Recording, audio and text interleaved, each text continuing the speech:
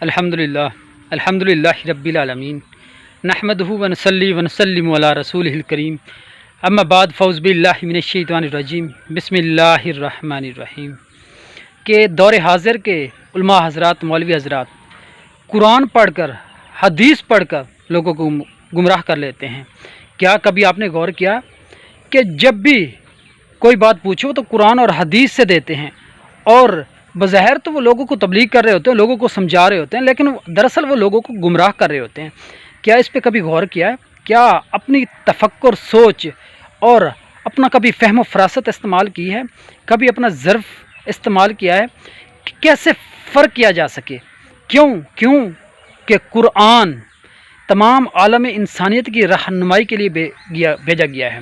تمام عالم انسانیت کی راہ نجات کے لیے بھیجا گیا ہے۔ اس لیے قرآن کے اصول اور قانون مختلف وقت میں، مختلف لوگوں پر، مختلف حالات میں لاگو ہوتے ہیں۔ اس طرح کبھی آپ نے سوچا کہ مختلف شعبہ زندگی سے تعلق رکھنے والے لوگوں کے لیے تمام اصول اور قانون سیم ہوتے ہیں، اور تمام یعنی کہ چھوٹے اور بڑے، امیر غریب، چاہے دنیا کے کسی بھی شعبے سے، مختلف شعبوں سے تعلق رکھنے والے لوگ ہوتے ہیں، کیا ان پہ تمام اصول اور قانون سیم لگتے ہیں؟ ہر ایک کے لیے مختلف اصول اور قانون ہوتے ہیں۔ اس طرح جو بھی زندگی کا شعبہ ہوتا ہے اس کے لیے بھی اصول اور قانون مختلف ہوتے ہیں۔ انسان کے سٹیپ بائی سٹیپ ترقی کرتے وقت بھی مختلف اصول اور قانون تبدیل ہوتے رہتے ہیں۔ تو قرآن صرف مسلمانوں کے لیے نہیں بھیجا گیا، قرآن تمام عالم انسانیت کے لیے بھیجا گیا۔ اس میں کافر بھی شامل ہیں، مشرک بھی شامل ہیں، اور زندیق بھی شامل ہیں، اور اس میں منافق بھی شامل ہیں، اس میں جو اللہ تعالیٰ کو نہیں مانتے وہ بھی شامل ہیں، بت پرست بھی شامل ہیں، مسلمان بھی شامل ہیں۔ مسلمانوں کے آگے جو سٹیجز ہوتی ہیں، جو ترقی کی زینے ہوتے ہیں، یعنی کہ مسلمان سے مومن، مومن کی اقسام ہوتی ہے، اس طرح مومن سے آگے اللہ تعالیٰ کا قرب حاصل کرنے والے لوگ ہوتے ہیں جو مقرب کہلاتے ہیں، ان کے لیے اس طرح ہر ایک شعبہ زندگی اور ہر ایک سٹیج پہ مختلف اصول اور قانون لاگو ہوتے ہیں، اور مختلف اصول اور قانون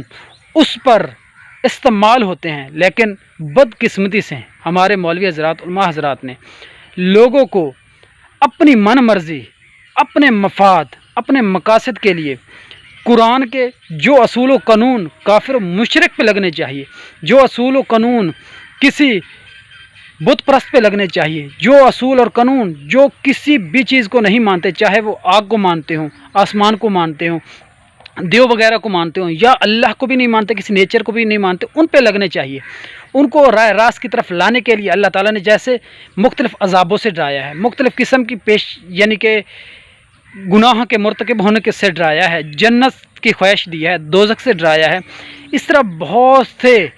طریقوں سے اللہ تعالیٰ نے مختلف لوگوں کو مختلف قسم سے ڈرایا ہے۔ اس طرح ہمارے علماء حضرات، مولوی حضرات جب بھی کوئی مسلمان، مومن کوئی بھی بات کر دیتا ہے تو وہاں پہ ایک لکیر کھینچ دیتے ہیں، یہاں سے آگے گزرو گے تو شرک ہو جائے گا، یہاں سے آگے گزرو گے تو کفر ہو جائے گا، یہاں سے آگے گزرو گے تو بدعت ہو جائے گی۔ یہ ایسی کوئی بات نہیں ہے۔ کافروں کے، مشرکوں کے اور مجوسیوں کے جو اللہ تعالیٰ کی ذات کو نہیں مانتے، ان کے اصول و قانون مسلمان پہ لاگو ہو جاتے ہیں، مسلمانوں والے اصول و قانون مومن پہ لاگو ہو جاتے ہیں، مومن کے اصول و قانون مقرب پہ لاگو ہو جاتے ہیں۔ بھائی ہر ایک کے لیے مختلف اصول اور قانون ہوتے ہیں۔ جس طرح انسان پہلی کلاس والا اور 10ویں کلاس والے کے تمام اصول اور قانون سیم نہیں ہوتے، ان کے مقام و مرتبے کے لحاظ سے، ان کے سٹیجز کے لحاظ سے، ان کی ترقی کے زینے کے لحاظ سے، اسی طرح قرآن کے اصول اور قانون بھی مختلف ہوتے ہیں، اور قرآن کے اصول اور قانون سٹیج بائی سٹیج لگتے ہیں۔ جیسے کافروں کو ڈرانے کے لیے، مشرکوں کو ڈرانے کے لیے، اس طرح جو اللہ تعالیٰ کو نہیں مانتے ان کو ڈرانے کے لیے، اور جو مجوسی آگ وغیرہ کو پرستش کرتے ہیں، جو اللہ تعالیٰ کی ذات کسی کی چیز کو بھی نیچر کو مانتے ہیں، اور کچھ لوگ ہوتے ہیں جو صرف اور صرف یہ مانتے ہیں آسمانوں کو، دیوں کو، ان کے لیے بھی مختلف قانون ہوتے ہیں۔ اس طرح فرض گیا ہم میں سے جتنے بھی مسلمان ہیں، کبھی کسی نے اللہ تعالیٰ کی ذات میں شرک نہیں کیا۔ ہاں، اللہ تعالیٰ اپنے بندوں کو صفات دیتا ہے، اپنے بندوں کو عظمت سے نوازتا ہے، اپنے بندوں کو اپنی صفات دے کر اپنی ربوبیت کا اظہار کرتا ہے، اپنے مقام و مرتبے کا اظہار کرتا ہے کہ جس کا بندہ اتنا باکمال ہے، جس میں اتنی خاصیت ہیں، اتنا یعنی کہ وہ باطنیت ہے، ظاہری روحانیت ہے اور ظاہری روحانی طاقت ہے، اس کے پاس اتنا ہے تو اس کے مالک کا کیا کمال ہوگا۔ اللہ تعالیٰ اپنے بندوں کو دے کر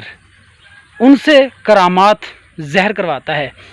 ان کو دے کر اپنی شان بڑھاتا ہے، کیونکہ خالق تو خالق ہی ہے۔ اگر مخلوق اتنی عظمت والی ہے تو خالق کا کیا کمال ہوگا۔ اس طرح اللہ تعالیٰ لامحدود ہو جاتا ہے اور لوگ کم ظرفی اور تنگ نظری کی وجہ سے انہیں چھوٹی محدود کرنا شروع کر دیتے ہیں، چھوٹی سوچ رکھنا شروع کر دیتے ہیں۔ اس طرح جب مقرب ہوتا ہے تو اس پہ مختلف قسم کے اولیاء کرام پہ جیسے فتوے لگا دیے جاتے ہیں، جی بدعتی ہو گئے، جی مشرک ہو گئے۔ اور جب کوئی بھی مسلمان، ایک محبت ہوتی ہے مختلف قسم کی کہ کوئی صحابہ کرام سے اگر محبت کر رہا ہے تو اسے زیادہ محبت کرنے کی وجہ سے خارجی کہا جاتا ہے۔ کوئی اہل بیت سے بہت زیادہ محبت کرتا ہے تو اسے رافضی یا غالی کہہ دیتے ہیں، اور جو اولیاء کرام سے زیادہ محبت رکھتا ہے، اولیاء کرام کے رستے پہ چلتا ہے، تو انہیں کہہ دیتے ہیں جی یہ بدعتی ہو گیا، یہ زندیق ہو گیا، یہ مختلف۔ اس طرح ہر لیول پہ، ہر سٹیج پہ مختلف اصول اور قانون ہوتے ہیں جو مختلف طریقوں سے، مختلف جگہوں پہ، مختلف انداز میں انسان پہ لاگو ہوتے ہیں۔ اس طرح ہمیں کوشش کرنی چاہیے کہ ہم ان کی یہ کم نظری اور کم علمی، کم فہم و فراست سے نکل کر بہت اعلیٰ ذہن، فہم و فراست رکھنی چاہیے، تنگ نظری نہیں رکھنی چاہیے، ظرف بہت زیادہ رکھنا چاہیے، حسن ظرف رکھنا چاہیے، تاکہ ہم اچھے راستے پہ ترقی کر سکیں، اللہ تعالیٰ کا قرب حاصل کرنے کی کوشش کرتے رہیں۔ کیوں اللہ تعالیٰ نے ہمیں بھیجا بھی اس لیے تاکہ انسان